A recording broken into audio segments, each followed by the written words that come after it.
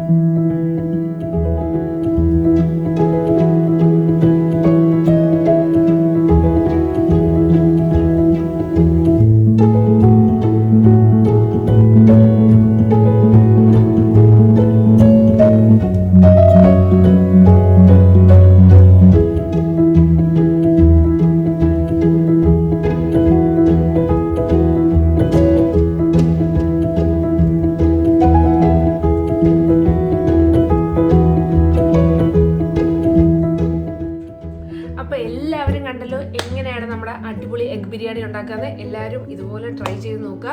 Super yummy ആയിട്ടുള്ളൊരു ഫുഡാണ്. അപ്പോൾ എന്തായാലും അടുത്ത എപ്പിസോഡിൽ വീണ്ടും കാണാം. അതുവരേക്കും നന്ദി, നമസ്കാരം.